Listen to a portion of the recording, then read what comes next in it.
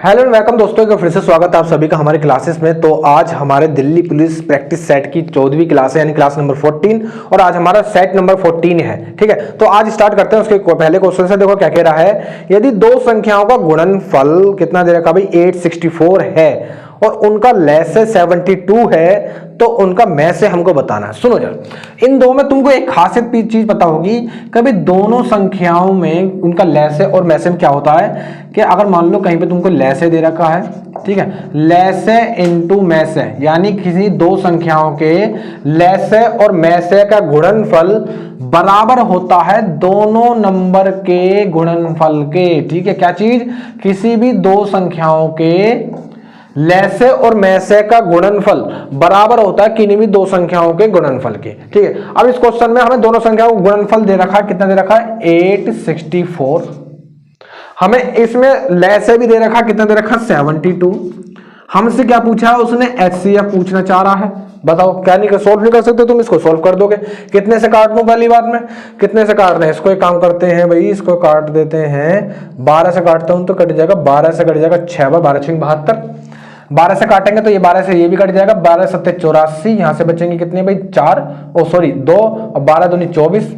6 से काटूंगा 6 से कट जाएगा, कितनी बार कट जाएगा भाई, एच की वैल्यू कितनी हो जाएगी, 6 से कितना कट जाएगा 12 बार, यानी एचसीएफ कितना हो जाएगा 12। इसका राइट आंसर आ जाएगा। तो अगला क्वेश्चन पढ़ते हैं, क्वेश्चन नंबर 2। देखो क्या कह रहा है कि एक कक्षा में सेक्शन ए के 18 और सेक्शन बी में 22 छात्र हैं।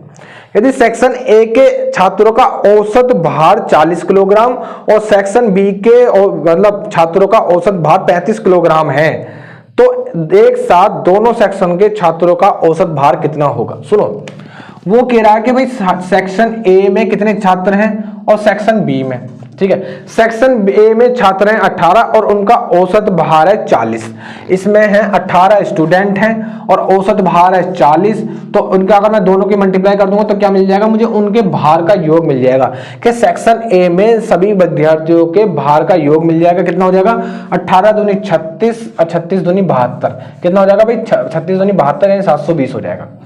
ऐसे सेक्शन बी में देखते हैं, तो सेक्शन बी में जो स्टूडेंट है वो है तुम्हारे 22 और हर सबका औसत भार कितना भाई 35 है। और औसत की गुणा उसकी संख्या से करूंगा तो कितना मिल जाएगा, योग मिल जाएगा। यानी सेक्शन बी में स्टूडेंट जितने भी छात्र हैं उनकी सभी का औसत भार का योगफल मिल जाएगा, कितना हो जाएगा 35 दूनी 70 की 0, 35 दूनी 70, 70 और 7 77। अब कह रहा है कि अगर दोनों क्लासों को, दोनों सेक्शन को एक साथ बैठा दिया जाए तो उनके भार का योगफल कितना हो जाएगा भाई, भार का योग कितना हो जाएगा, तुम कह रहे हो भाई 0 9 और 7 और 7 14, दोनों को मैंने जोड़ दिया, भार को जोड़ दिया। और बच्चे कितने हो जाएंगे भाई 18 ये रे 22 ये रे, टोटल हो जाएंगे बच्चे 40। कितने बच्चे हो जाएंगे 40 बच्चे हो जाएंगे। वो सब पूछा है, काट दो उसको सोल्व। 4 से काटूंगा कितनी बार कट जाएगा, 4 3 12, यहाँ से बचेंगे 2, 4 7 28, फिर कितना बचेगा 1, 4 दूनी 8, 4 5 20, यानी 37.25 इसका राइट आंसर आ जाएगा। अगला क्वेश्चन पढ़ते हैं, क्वेश्चन नंबर 3। देखो क्या कह रहा है कि किसी संख्या को 783 से भाग करने पर शेषफल 61 प्राप्त होता है। ठीक है, उसी संख्या को अगर 29 से भाग दें तो क्या शेषफल मिलेगा।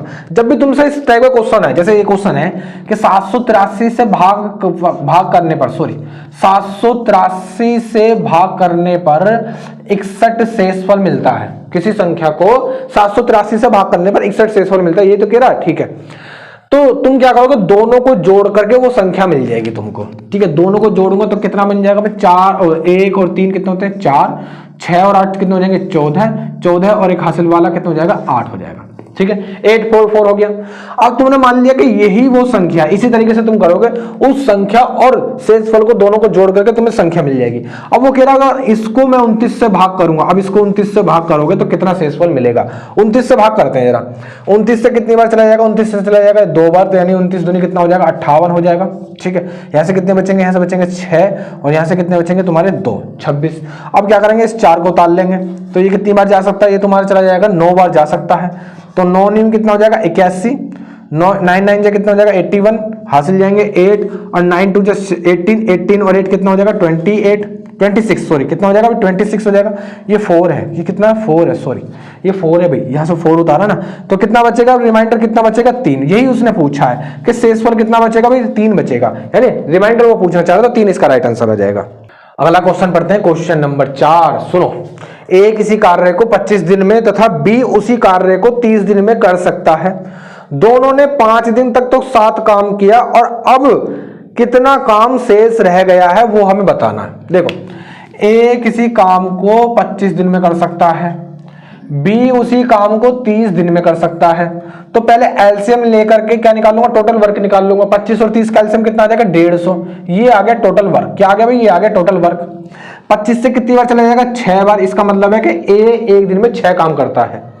30 से भाग करूंगा कितनी बार जाएगा, 5 बार। यानी बी एक दिन में कितना काम करता है, 5 काम करता है। अब मुझे एक बात बता, जब दोनों ने मिलकर काम किया तो कितना काम करेंगे, 11 काम करेंगे। 6 ये काम करेगा, 5 ये करेगा, टोटल 11 काम करेंगे। इन्होंने मिलकर काम करा 5 दिन, तो 5 दिन में कितना काम खत्म कर देंगे, 55 काम खत्म कर देंगे। ठीक है, 11 दिन हर दिन काम करेंगे, 5 दिन करा तो 55 काम इन्होंने खत्म कर दिया। अब 150 काम में से 55 काम वो कर चुके हैं, तो बचा कितना काम है, अभी 95 काम अभी और बच रहा हुआ है।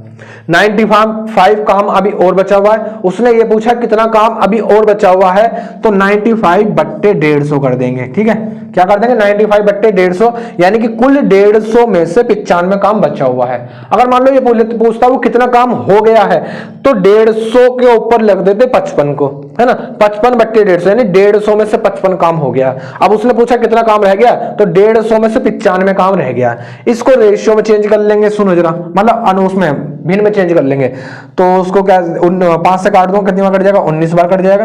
5 से काटेंगे 30 बार कट जाएगा, यानी 19/30 काम अभी रह गया है। अगला क्वेश्चन पढ़ते हैं, क्वेश्चन नंबर 5। सुनेंगे कि एक फल विक्रेता ने अपने पास उपलब्ध सेब में से 72% सेब बेच दिए और उसने पाया कि अभी दुकान में अभी भी उसके पास 140 सेब बचे हुए हैं, तो उसके पास आरंभ में कितने सेब थे।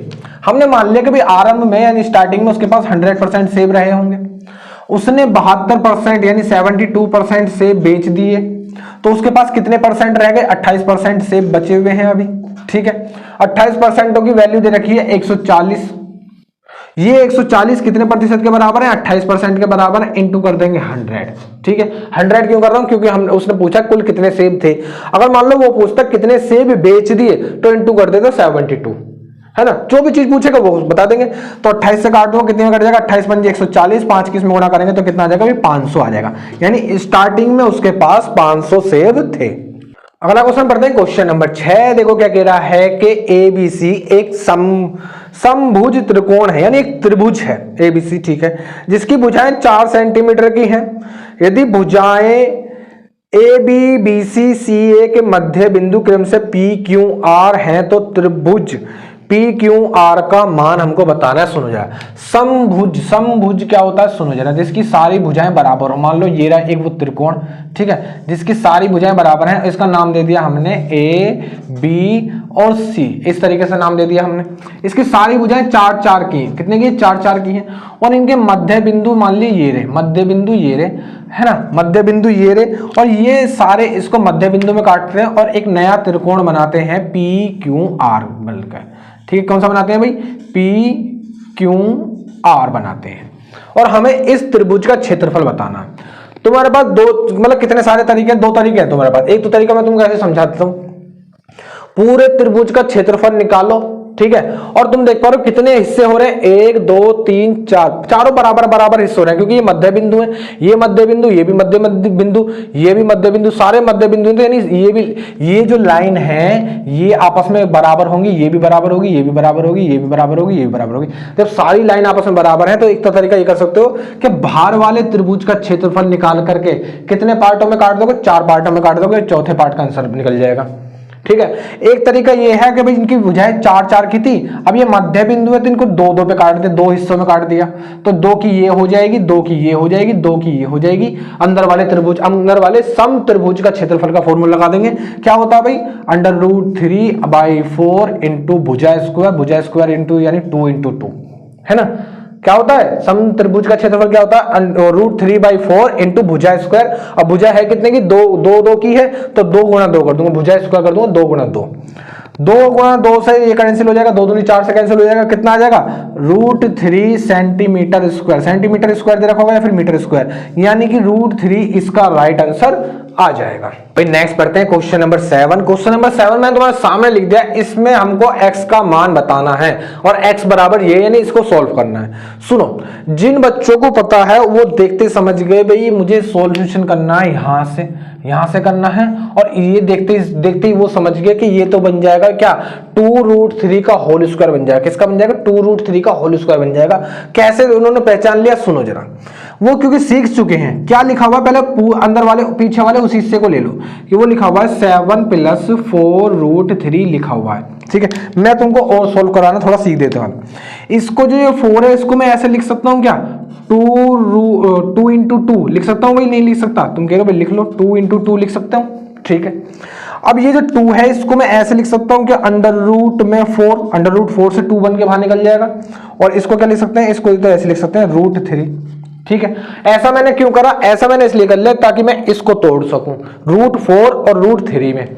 ये जो लिखा हुआ है क्या मैं इसको ऐसे लिख सकता हूं इसको ऐसे लिख सकते हैं 4 और +3 लिख सकते हैं, नहीं लिख सकते 4 + 3।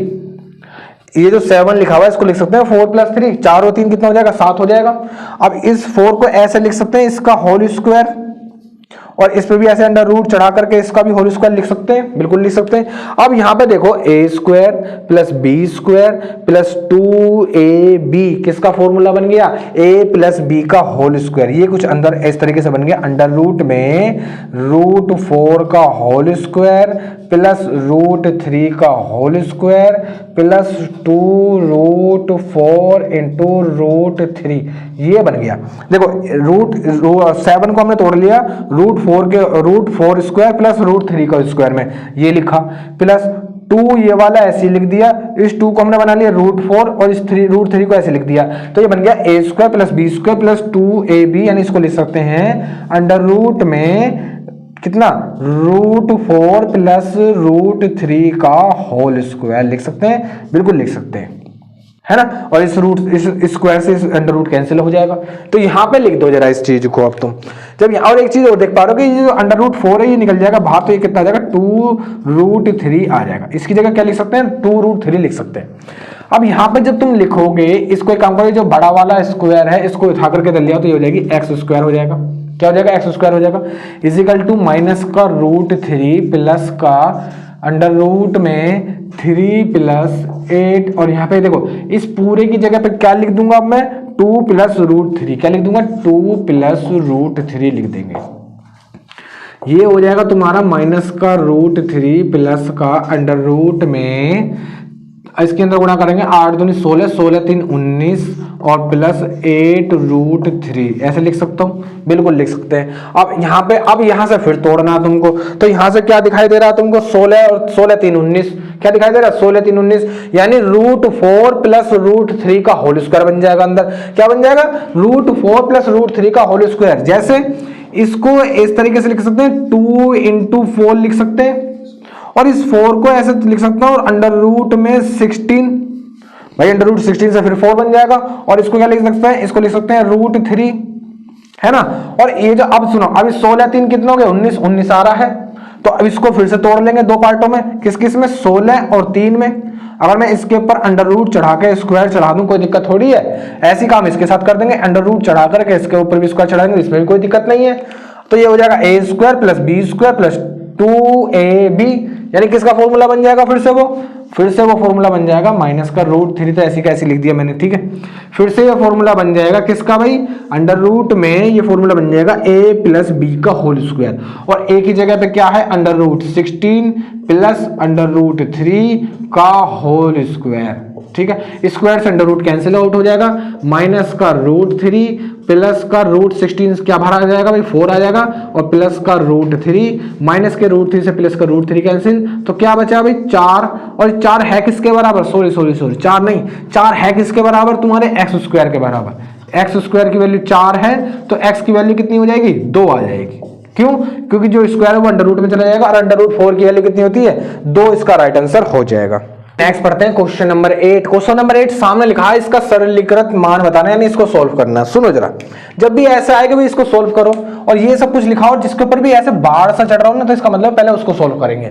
अगर मैं देखो यहाँ पर के ये अंदर ये समझ लो कि ये अलग से एक और ब्रैकेट लगा हुआ है, ठीक है, ये अलग से एक और ब्रैकेट लगा हुआ है इस तरह हिस्से में, ठीक है, इसका मतलब ये है, यानी ये माइनस बाहर है और ये अलग से ब्रैकेट लगा हुआ है। इसको माइनस का 4.3 मत गिन लेना, ये माइनस बिल्कुल ही अलग है, ये समझ लो, ठीक है। ये अलग से ये ब्रैकेट के अंदर लिखा हुआ 4.3 माइनस का 2, ये कुछ इस तरीके से, राइट से शायद थोड़ी क्लियर ना हो पाए, ये कुछ इस तरीके से मान लो कि ये भी एक ब्रैकेट में अंदर छिपे पड़े हैं, है ना, ये भी क्या भाई एक अंदर ब्रैकेट में छिपे पड़े हैं, इसका मतलब ये है। अब यहां से सॉल्व करवाओ जरा, सुनो जरा, एक लाइन में कर देंगे, एक ही लाइन में। 4.3 में से 2 चला जाएगा तो कितना बचेगा भाई, 2.3 बचेगा, ठीक है। 4.3 में से 2 चला जाएगा, 2.3 बचेगा, किसका बचेगा, माइनस का बचेगा, ठीक है। 5.4 में से 2.3 चला जाएगा तो कितना बचेगा भाई, 3.1 बचेगा, कितना बचेगा, 3.1 बचेगा, किसका बचेगा, माइनस का बचेगा, फिर से ब्रैकेट है, खुल जाएगा। अब 6.5 में से 3.1 चला जाएगा तो कितना बचेगा भाई, 3.4 बचेगा, ठीक है, किसका बचेगा, माइनस का बचेगा। अब 7.6 में से 3.4 चला जाएगा तो कितना बचेगा भाई, कितना बचेगा, 4.2 बचेगा। अब ये बचेगा, ये भी माइनस का, क्योंकि बाहर माइनस है। अब 8.7 में से 4.2 चला जाएगा तो कितना बचेगा भाई, कितना बचेगा तुम्हारा, 2.5, नहीं सॉरी 8 में से 4 जाएंगे तो 4 बचेगा ना, 4.5 बचेगा, तो 4.5 इसका राइट आंसर हो जाएगा। अगला पढ़ते हैं क्वेश्चन नंबर 9। क्वेश्चन नंबर 9 क्या कह रहा है, 320 रुपए की राशि कितनी अवधि में बढ़कर 405 रुपए हो जाएगी यदि चक्रवृद्धि की मतलब ब्याज की गणना 12.5% वार्षिक चक्रवृद्धि के आधार पर की जाए। तो चक्रवृद्धि मिश्र धन का फॉर्मूला याद दिलाओ जरा, क्या होता है, A equal to P bracket में 1 प्लस R अपॉन में 100 की पावर T, ये होता है, बिल्कुल होता है। इस P को उठा करके यहाँ पे ले आऊंगा, कोई दिक्कत थोड़ी है, यहाँ उठा करके ले आया मैं, है ना, उधर मल्टीप्लाई में उठा करके डिवाइड में लिया। इसको डायरेक्ट भी कई सारे बच्चे इसको डायरेक्ट भी याद कर लेते हैं। अब सुनो जरा, कितने की धनराशि, देखो 320 रुपए की राशि 405 हो जाएगी, तो 320 जो दे रखा वो मूलधन है, 405 हो जाएगी वो मिश्र धन है, यानी एक ही वैल्यू है, बराबर में 1 प्लस 12.5% की दर से, तो 100 बट्टे में 100, और कितने साल में, यानी टी की वैल्यू पूछना चाह रहा है। इसे सॉल्व करवाओ जरा। अगर इसे सॉल्व करवाओगे तो एक चीज तुमको दिखाई दे रही है, पॉइंट हटाऊंगा, नीचे एक जीरो बढ़ा लूंगा, 25 से जाएगा 125 से जाएगा एक बार, 125 से जाएगा 8 बार, ठीक है। इसको काटेंगे 5 से एक बढ़ जाएगा, 5 8 40, 5 एकम 5, 5 से जाएगा, ये कितनी चला जाएगा भाई, ये चला जाएगा 5 6 30, 5 चौक 20, यानी इधर हो जाएगा 81 अपॉन में 64, और इधर हो जाएगा देखो 8 एकम 8, 8 और एक कितना हो जाएगा 9, 9 बट्टे 8 की पावर कितनी हो जाएगी, टी हो जाएगी। क्या इसको ऐसे लिख सकता हूँ, 9 का स्क्वायर, और इसको क्या लिख सकते हैं, इसको लिख सकते हैं 8 का स्क्वायर। अब दोनों पे स्क्वायर चढ़ रहा था, मैं दोनों का स्क्वायर हटा करके दोनों के ऊपर एक साथ स्क्वायर चढ़ा कर सकता हूं। और इधर क्या लिखा हुआ है, इधर लिखा हुआ है 9 बट्टे 8 की पावर टी।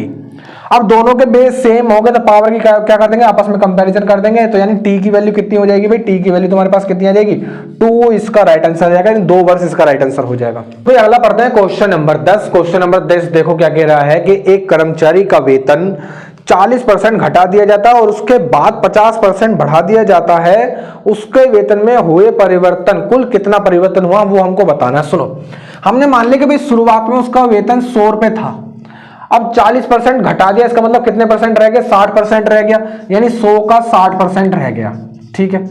फिर उसके बाद उसका वेतन 50% बढ़ा दिया गया, यानी 100 से कितने प्रतिशत कर दिया, 150% कर दिया, यानी ये फिर कर दिया 150%।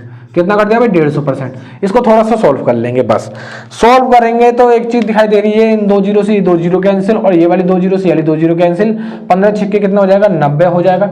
पहले उसका वेतन 100 रुपए था, अब उसका वेतन 90 रुपए है, इसके मतलब है कमी आ गई कितने परसेंट की, 10% की कमी आ गई उसके वेतन में। तो भाई नेक्स्ट पढ़ते हैं क्वेश्चन नंबर 11। क्वेश्चन नंबर 11 सामने लिखा हुआ क्या कह रहा है, 1/3.718 की वैल्यू 0.2689 है, तो हमें इसका मान बताना। सुनो जरा, ये जो है ये एक दूसरे के विलोमानुपात लिखे हुए। विलोमानुपात का मतलब है कि ये बढ़ेगा तो ये घटेगा, अगर ये घटेगा तो ये बढ़ेगा, इसका मतलब ये होता है। अब अगर ये बढ़ने घटने की यहाँ पे बात होगी नहीं, हो नहीं रही है, यहाँ पे बात हो रही है पॉइंटों की, है ना। अब इसका जो आंसर है, इसका आंसर भी कहीं ना कहीं 2689 के रूप में ही आएगा, लेकिन बस पॉइंट कहीं ना कहीं इधर उधर होगा, वो हमको देखना कैसे। अब सुनो जरा कैसे इधर उधर होगा। अगर मान लो पॉइंट इधर की तरफ चलता है, इनमें इस वाले नंबर में पॉइंट अगर इधर की तरफ जाएगा तो इस वाले नंबर में पॉइंट इधर की तरफ जाएगा, ठीक है, क्योंकि एक दूसरे के विलोमानुपाती है। अगर मान लो इस वाले नंबर में पॉइंट इधर की तरफ जाएगा तो इस वाले नंबर में पॉइंट इधर की तरफ आएगा, ठीक है। अब एग्जाम में कैसे भी क्वेश्चन आ जाए। अब इसको इन्होंने ये लिखा, यानी पॉइंट किधर की तरफ चला, पॉइंट चला इधर की तरफ। कितने अंक चला है, यहां पे था पॉइंट, उसमें यहां पे था 3 के बाद था। कितने अंक इधर आया, 1 2 3 4 अंक इधर आया। कितने अंक आया, 4 अंक इधर गया। तो इसमें भी क्या करेगा, पॉइंट इधर चलेगा। अब पॉइंट किधर इधर चलेगा, इसमें इधर चलेगा। कितने अंक, 4 अंक। जितने अंक इसमें आए उतने अंक इसमें आएंगे।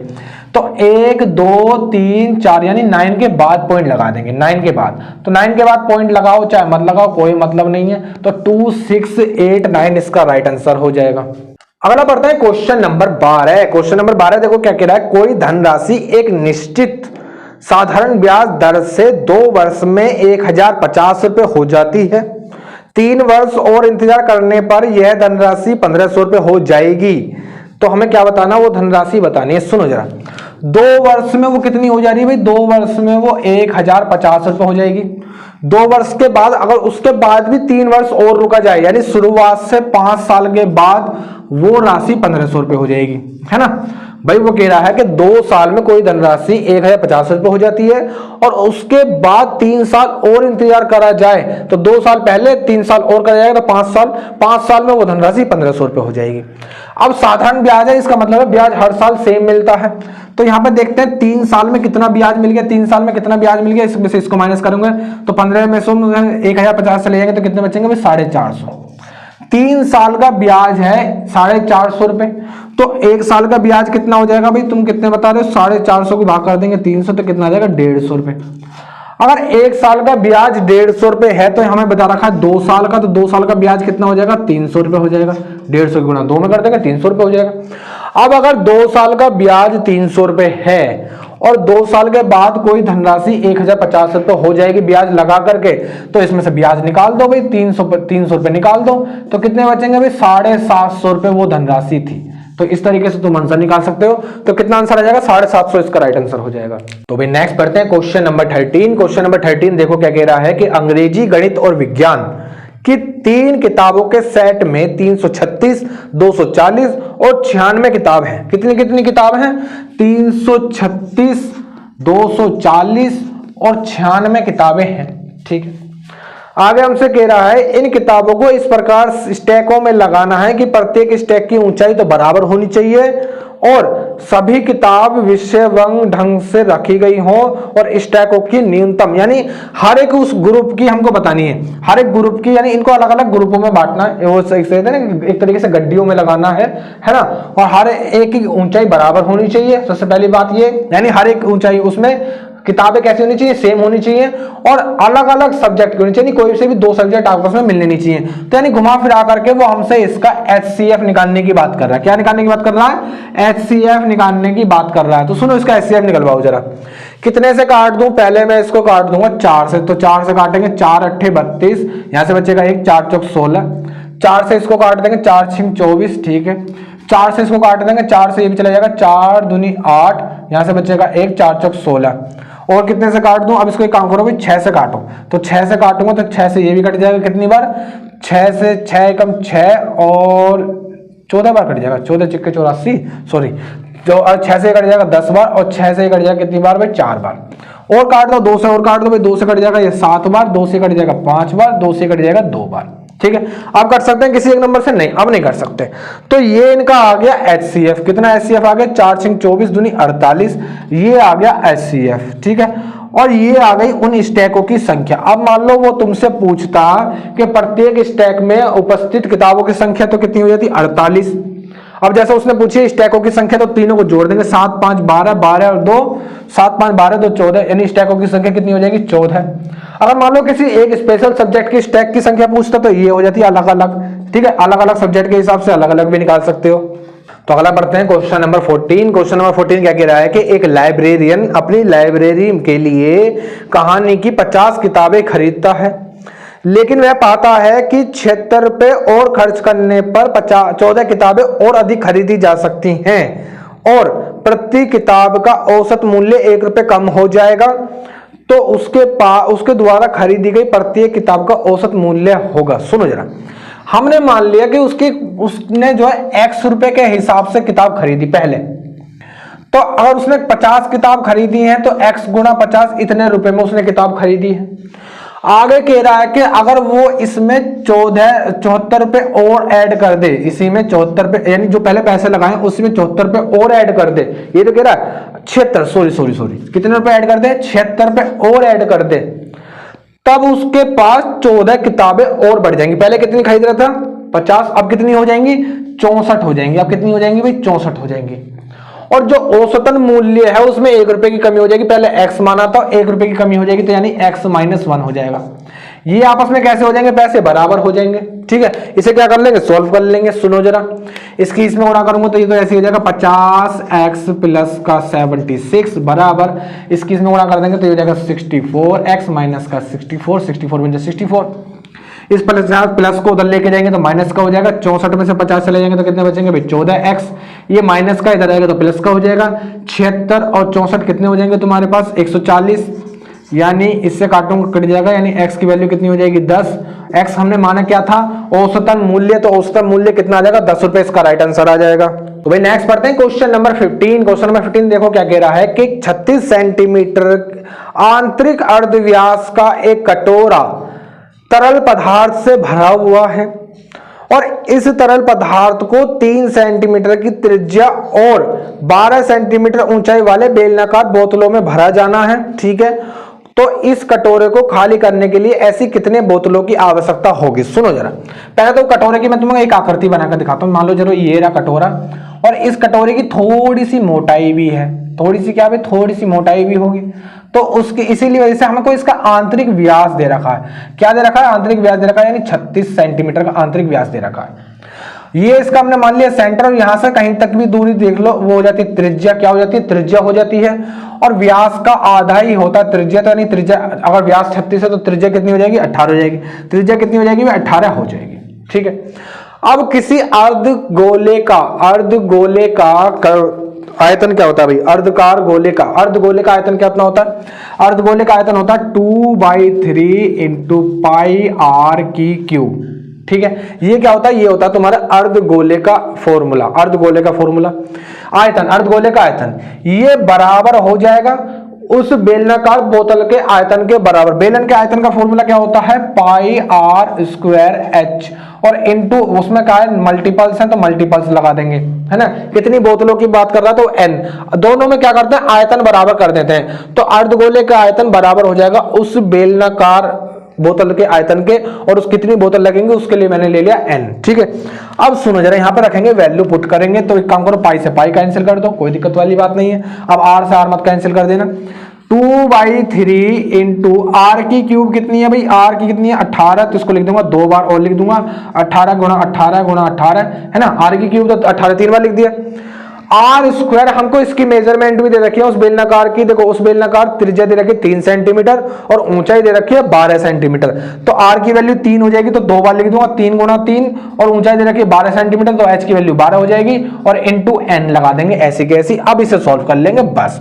सुनो जरा क्या कर सकते हैं, इसके अंदर हम 3 से काटूंगा 6 बार कट जाएगा, 6 दूनी 12 से ये 12 कैंसिल आउट हो जाएगा, 3 तिया 9 से ये 2 बार कैंसिल हो जाएगा, 18 दूनी कितना हो जाएगा 36, और बराबर में क्या हो जाएगा n, यानी कितनी बेलनाकार बोतलें चाहिए होंगी भाई 36 बेलनाकार बोतलें चाहिए होंगी। तो भाई आज हमारा 15वां क्वेश्चन यानी कि सेट नंबर 14 कंप्लीट हो चुका है, और उम्मीद है कि भाई तुम आराम से अपनी जो तैयारी है उसको और बढ़ा रहे होगे। ठीक है भाई, यही मौका है, और मेरे हिसाब से तुम अब इन दिनों में जो है ना जितने भी तुम्हारे प्रीवियस ईयर के क्वेश्चन हैं, है ना, प्रीवियस ईयर के क्वेश्चन है उसकी जीएस लगानी स्टार्ट कर दो।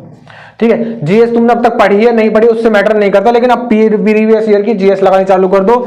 जीएस लगा दो, रीजनिंग लगा दो, है ना, रीजनिंग लगानी चालू कर दो। और कंप्यूटर भी पढ़ लो, प्रीवियस ईयर की ही पढ़ लो अब तो, क्योंकि फायदा और एक्स्ट्रा पढ़ने से, कोई किताब पढ़ने से फायदा नहीं है, अलग से पढ़ने से अब कुछ फायदा नहीं है। अगर पहले पढ़ा है तो ठीक है, नहीं पढ़ा तो भी ठीक है।